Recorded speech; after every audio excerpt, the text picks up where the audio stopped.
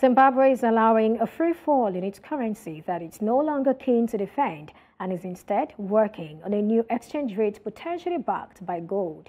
The country's local dollar has weakened against the US dollar every day in 2024, sending the price of a single loaf of bread from 6,105 Zimbabwean dollar to 19,357 Zimbabwean dollars in a mere 11 weeks. Such a loss of purchasing power has historically pushed the central bank to intervene and arrest the slide, but this time there has been no action. Joining us from Harare, Zimbabwe is Dr. Prosper Chitambara. He's an economist, a development economist, and he will help us unpack this. Thank you so much, Doctor, for joining us today. Thank you so much for having me. All right, so I'd like to begin from the very start, really. How did Zimbabwe get here with its currency? Well, it's really been a long journey. It actually dates back to the late 90s when the local currency actually depreciated by a massive 100%, almost 100%, following the decision by the government to compensate the veterans of the liberation struggle. So that was not viewed positively by the market, and the local currency actually depreciated. So from 97, I would say up to the time of the inclusive government, which is around 2009, the currency was in a spin, and the economy was also in a spin. Then from 2009 up to until 2016, we had a period of relative stability. But from 2016 again, the situation begins to unravel up to what it is currently. So we haven't really been able to come out of the macroeconomic challenges, I would say, from 1997, probably with the exception of the period of the inclusive government. But the problems have largely emanated from issues of fiscal ill discipline and also monetary ill discipline. Our failure to control money supply growth, and also our failure to live within our means to control public spending. So I would say those have been the two biggest problems that we've had. And of course, they've also been exacerbated by other factors like the sanctions and even issues of corruption, institutional weaknesses.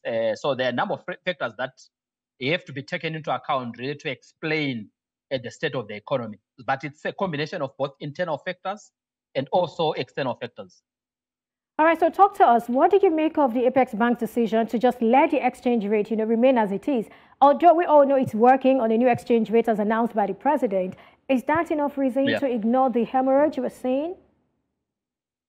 Well, I think it's two factors. So they're trying to liberalize the exchange rate system, fully liberalized, allow for the dynamic forces of demand and supply to play a greater role, rather, in terms of exchange rate determination. So I think that explains why we've seen the massive depreciation in the local currency. But of course, government is also working on a currency reform package, which has not yet been announced. But of course, there has been speculation that probably they're going to introduce an asset-backed currency, or that they will probably introduce a currency board. So it's not yet clear what government is going to do, but we know government is working, the central bank is working on a cocktail of reforms to try to bring stability in the foreign exchange markets. I like how you put it, a cocktail of reform. So what would this cocktail be? Bearing in mind that Zimbabwe has tried several options with not yielding the desired result. And this is Zimbabwe's sixth attempt to have a functional local currency since 2008, when inflation, crossing 231% left it worthless. So what is this, what's this reform that we're anticipating? And are you confident that this current plan, to back the currency with gold will actually work? Yeah. So look at having a gold-backed currency. I think it can be challenging in the sense that we don't have adequate gold reserves in stock to anchor the currency. It's actually estimated that we probably have around not more than 2 tons of gold in reserves. So it may be difficult to anchor a currency on gold when you don't have adequate supplies of gold. Then with respect to the currency board, it means the local currency will now be tied to an anchor currency, which could be the US dollar. But again, we need adequate reserves of the anchor currency to be able to defend the fixed exchange rate regime that a currency board actually entails. But of course, even over and above these arrangements, we also then have to ensure there's fiscal sustainability, fiscal discipline and sustainability. Therefore, implement other institutional reforms that are critical in restoring confidence in the local economy and also confidence in the local currency. So I think there's a lot that must happen to ensure that there is sustainability and stability, not just in the foreign exchange markets, but also in the macroeconomy. You talked about a cocktail of reforms. I'd like to, go back to it. I mean, so far, we see that the monetary policy keeps trying all it can and all of that. You've talked about fiscal responsibility and all that. But really, what is the fiscal authority in Zimbabwe doing to ensure that the currency probably gains some strength or something? I think from the fiscal side is where we've had challenges, I would say, in the past and even probably currently. Because public spending continues to rise, and the fact that we are also in a dual currency, it also then spells a trouble for the economy, because any injection of local currency liquidity then translates into a depreciation of the local currency. Why? Because most economic agents have lost confidence in the local currency. So the preference is to use or to transact in the USD. So it's difficult to really foresee when this maybe bloodbath is going to end, as long as we are in this dual currency, where you have a weaker currency circulating alongside a more stable currency. It means most economic agents would then prefer to use the more stable currency.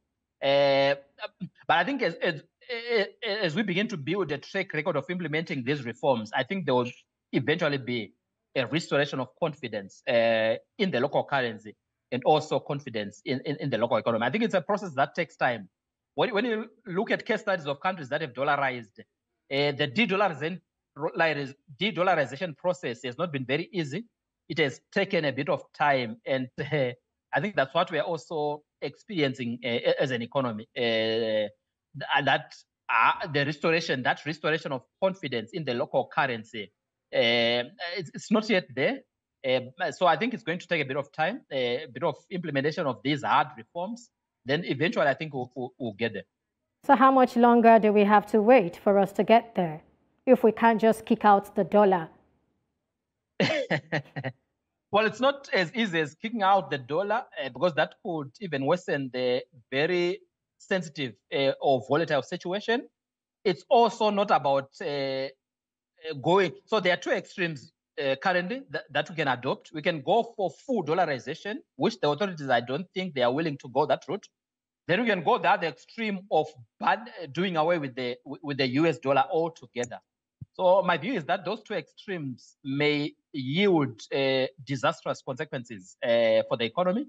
So I think we are better off in this dual arrangement, where we both have the local currency and the USD, but try to defend the local currency. If it means using our gold, but we have to mobilize the gold reserves.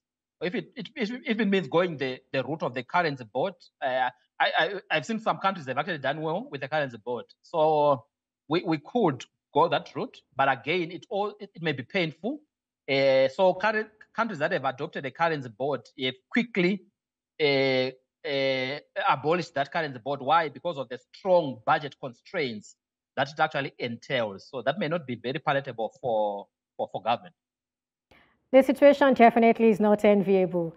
Just before we go, in 30 seconds, can you help us paint a picture of the current situation in Zimbabwe, the current living standard of the people, the financial sector, how is it doing, and how are businesses coping in 30 seconds? It's a difficult situation. We've seen an increase in taxes that has affected both the corporate sector and also households. And this year, we are in a drought, El Nino-induced drought. So agricultural production is coming down. And we're also seeing the softening of global commodity prices, which is going to affect the economy. It's going to weaken our current account situation. So this year, it's going to be difficult, especially for the ordinary citizen, the ordinary person. All right, it's a pleasure having you on Business Edge today, Dr. Prosper Chitambara. I mean, the picture you painted isn't an interesting one, but I hope that things will get better soon. Thanks again for coming on the show.